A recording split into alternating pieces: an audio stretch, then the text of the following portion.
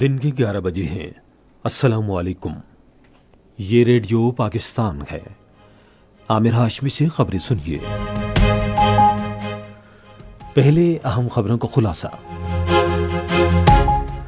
وزیر اعظم نے کہا ہے کہ ملک میں کاشتکاروں کی فلاح و بہبود کے لیے تمام ممکنہ کوششیں کی جا رہی ہیں۔ وزیر خزانہ نے کہا ہے کہ حکومت نے ٹیکس، توانائی اور سرکاری ملکیتی اداروں میں اصلاحات کے ذریعے طویل مدت اقتصادی ترقی پر توجہ مرکوز کر رکھی ہے۔ صدر مملکت اور وزیر اعظم نے دیوالی کے تہوار کے موقع پر پاکستان میں مقیم ہندو برادری کو دلی مبارکباد دی ہے۔ اور اسرائیلی فوج نے غزہ میں 97 فلسطینی شہید کر دیے ہیں۔ اب خبریں تفصیل کے ساتھ۔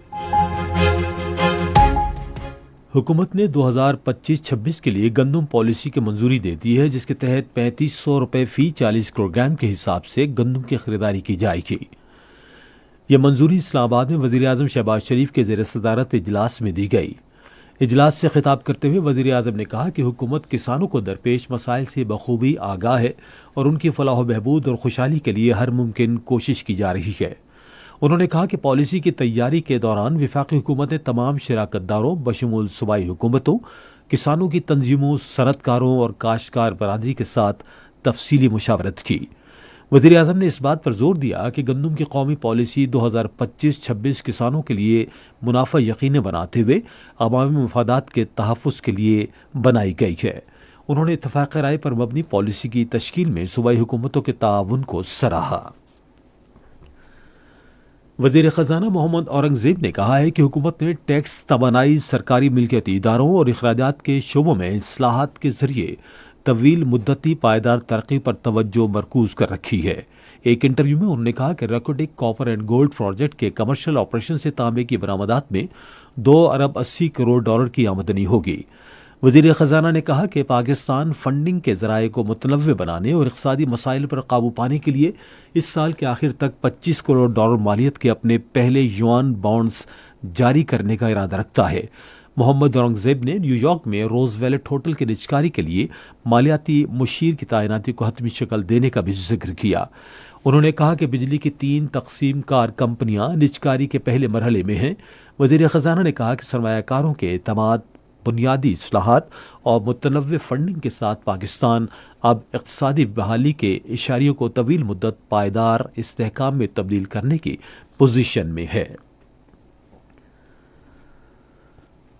صدر آصف علی زرداری اور وزیر اعظم شہباز شریف نے دیوالی کے تہوار کے موقع پر پاکستان میں ہندو برادری کو دلی مبارکباد دی ہے۔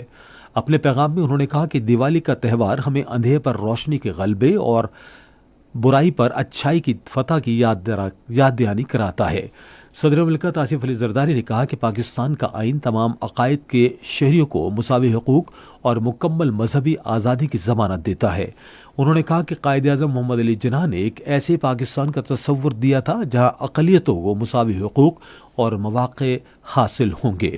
وزیر اعظم شہباز شریف نے اپنے پیغام میں تمام کمیونٹیز کو ان کے عقائد سے قطع نظر مساوی حقوق اور ترقی کے لیے یکساں مواقع فراہم کرنے کے لیے حکومت کے عزم کا اعادہ کیا۔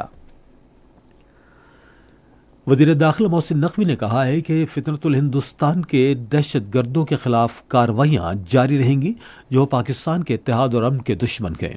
انہوں نے ان خیالات کا اظہار گورنر خیبر پختونخوا فیصل کریم کنڈی سے لاہور میں ملاقات کے دوران کیا۔ وزیر داخلہ نے اس عزم کا اظہار کیا کہ فطرت الہندوستان کا قلع قمع کیا جائے گا اور بھارتی حمایت یافتہ دہشت گردوں کے مذموم عزائم بھی ناکام بنائے جائیں گے۔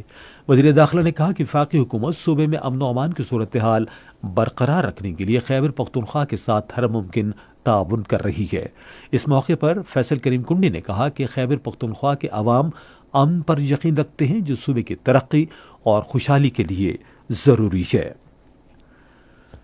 اسرائیلی فوج نے غزہ میں 97 فلسطینیوں کو شہید کر دیا ہے۔ غزہ کے شہری دفاع کے ادارے کے مطابق اسرائیلی فوج نے جنگ بندی معاہدے کے نافذ العمل ہونے کے بعد سے اب تک اس کے 80 سے زائد خلاف ورزیاں کی ہیں، جس سے محصور علاقے میں انسانی صورتحال مزید بگڑ گئی ہے۔ شماریات کا عالمی دن آج منایا جا رہا ہے۔ اس سال دن کا موضوع ہے معیاری شماریات کے ساتھ تبدیلی لانا اور اعداد و شمار سب کے لیے۔ خواتین کے ICC عالمی کرکٹ کپ میں آج ممبئی میں سری لنکا کا مقابلہ بنگلہ دیش سے ہوگا۔ میچ پاکستان کے معیاری وقت کے مطابق دوپہر 2:30 بجے شروع ہوگا۔ اور راولپنڈی میں جنوبی افریقہ کے خلاف دوسرے اور آخری کرکٹ ٹیسٹ میچ میں پاکستان نے اب سے تھوڑی دیر پہلے تک 1 وکٹ کے نقصان پر 38 رنز بنائے تھے۔ اس سے پہلے پاکستان نے ٹاس جیت کر بیٹنگ کرنے کا فیصلہ کیا۔ پاکستان کو 2 میچوں کی سیریز میں 1-0 کی برتری حاصل ہے۔ اسی کے ساتھ خبریں ختم ہوئی۔ مزید خبروں اور تجزیوں کے لیے ہماری ویب سائٹ پر radio.gov.pk اور فیس بک کے link radio Pakistan news official پر براہ راست ویڈیو اسٹریمنگ بھی ملاحظہ کیجیے۔